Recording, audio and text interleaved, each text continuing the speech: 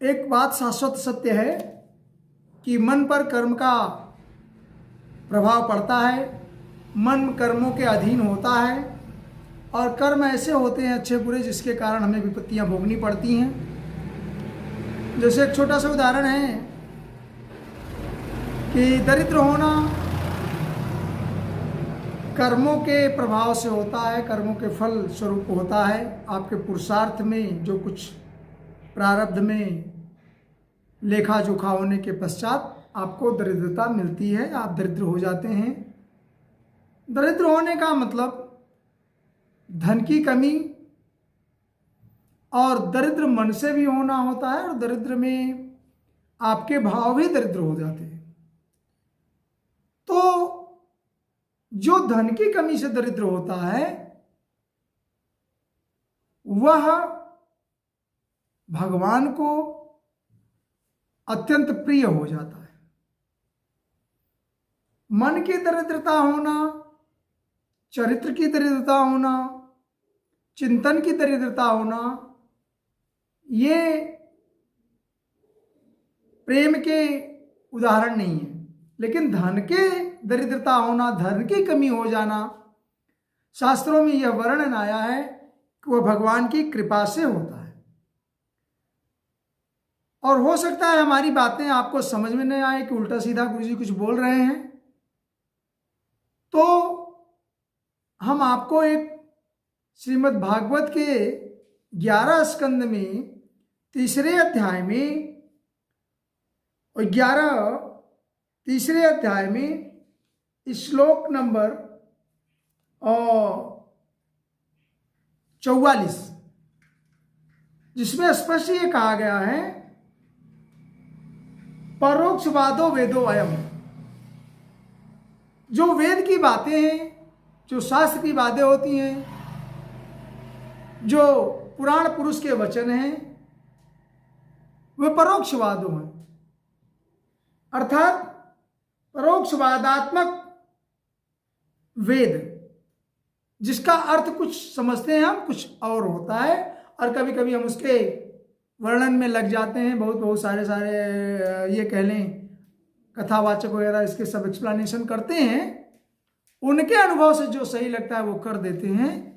लेकिन इसका कोई अर्थ गूढ़ समझ जाए, यह हमारे आपकी दृष्टि की बात नहीं है, क्योंकि भगवान स्वयं जिस अणमादि अपनी विशिष्टियों का वर्णन नहीं कर सकते, करने में असमर्थ होते हैं, तो हमें आपको शायद यह बहुत दूर की बात होगी।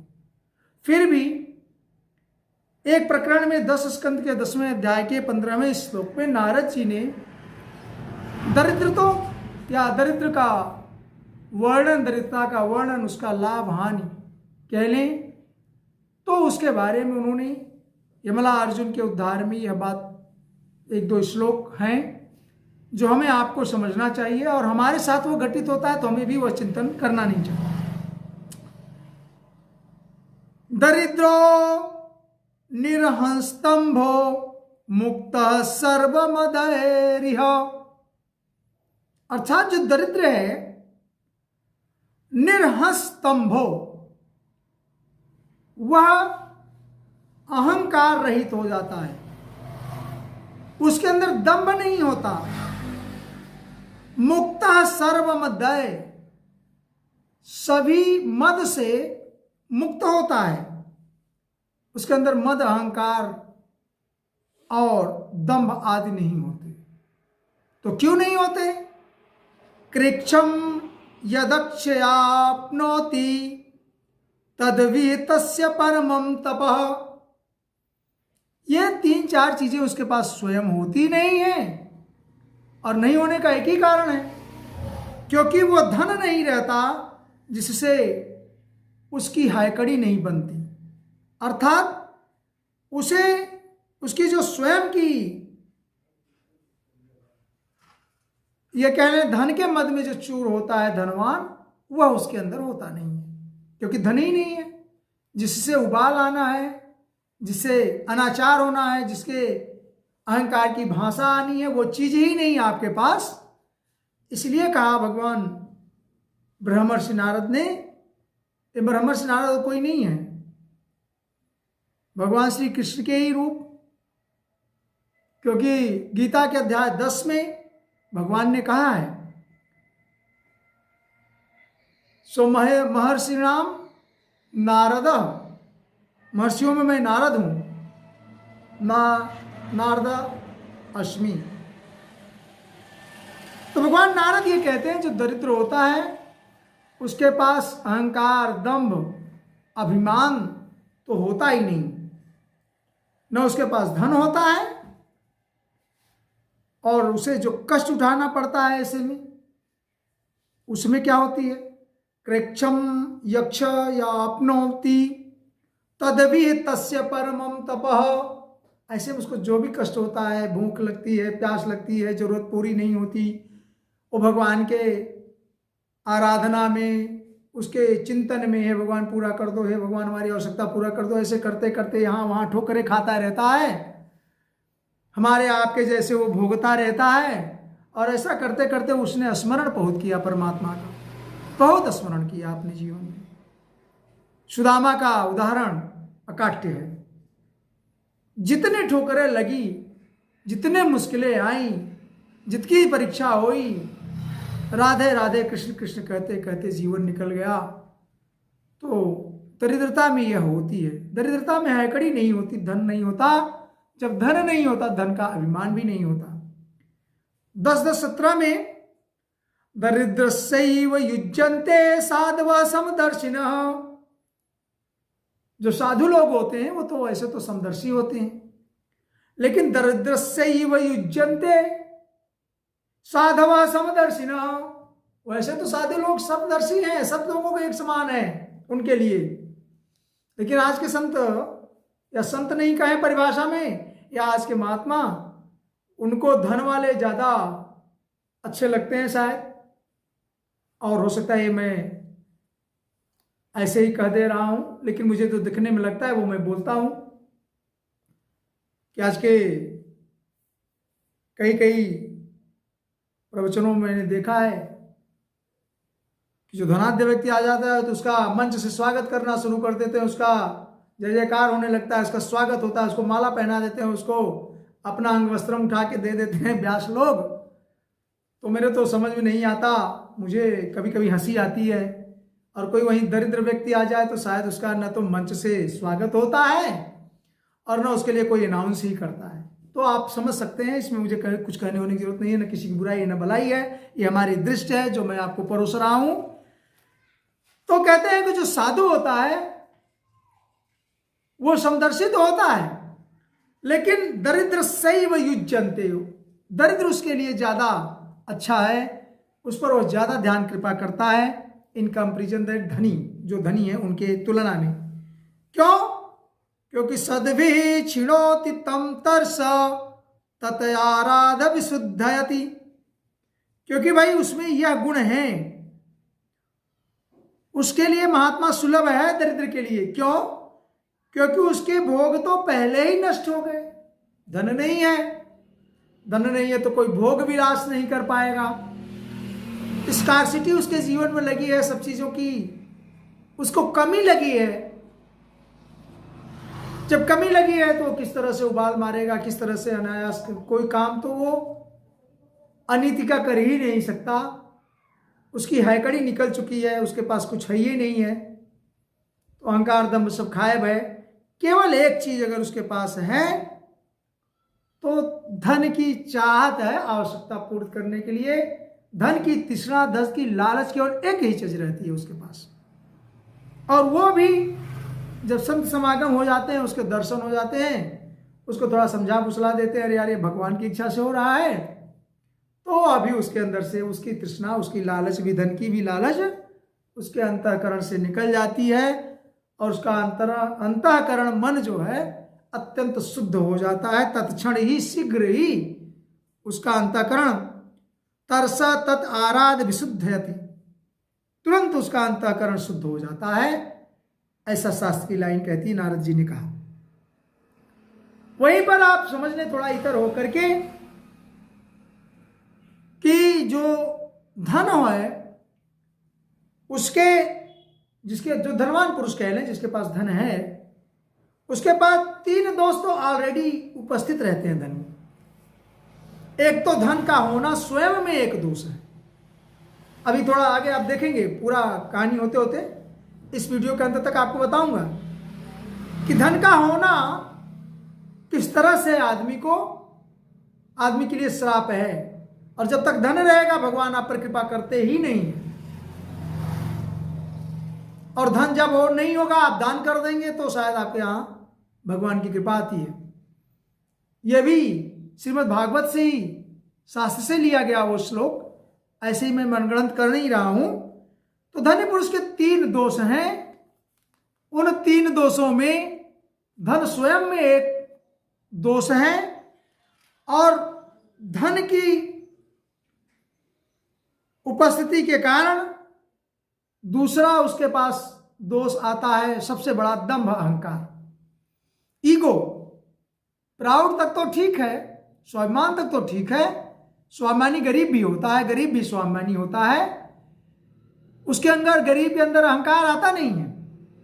लेकिन जो धन है, जिसके पास धन है, उसके अंदर दंभ और अहंकार खूब भंडार है। और तीसरा दोष है, उसके बाद भी उसे धन की तृष्णा रहती है, मोर देन, और हो जाए, और हो जाए, और हो जाए, थोड़ा और, मतलब उसकी प्यास खत्म होती नहीं, धन की तृष्णा खत्म नहीं होती। तो 3 दोष, धन स्वयं में एक दोष, दूसरा दंभ अहंकार उसका एक दोष, तीसरा उसकी चाहत, लालच, तृष्णा एक तीसरा दोष। और गरीब में केवल वही लास्ट वाला एक दोष है कि धन है नहीं भाई, तो धन नहीं है तो धन का दोष नहीं, अहंकार है नहीं, केवल एक चीज उसके पास है, एक ही दोष गरीब के पास है, धन की चाहत, धन की तृष्णा। क्यों? क्योंकि उसकी अपनी आवश्यकता पूरी नहीं होती, और उसी तृष्णा को पूर्ण करने के लिए वो भगवान का प्यारा होने लगता है, संतों का प्यारा होने लगता है। क्यों?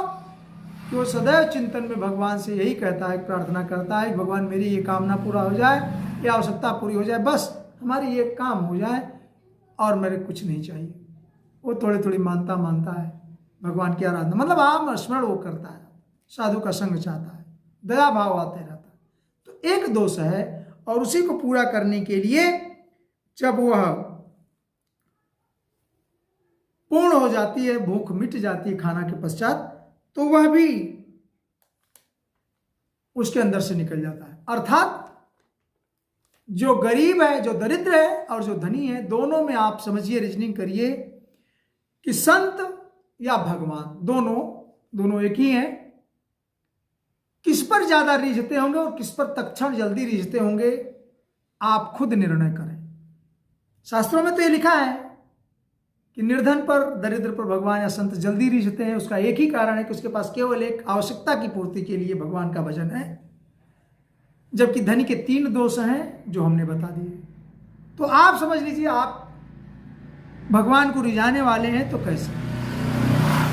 दोनों चीजें साथ नहीं हो सकती। दुई संग हो,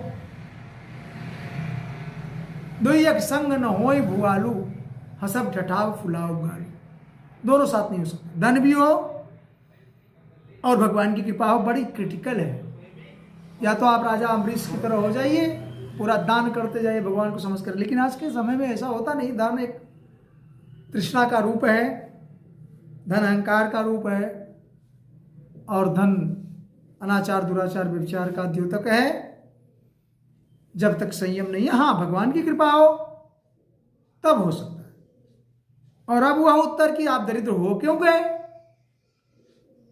तो आपका धन खत्म क्यों हो गया, तो उसके लिए स्कंद 10 88 अध्याय का 8वां श्लोक आप ध्यान से सुने। कई बार यह मैंने कहा है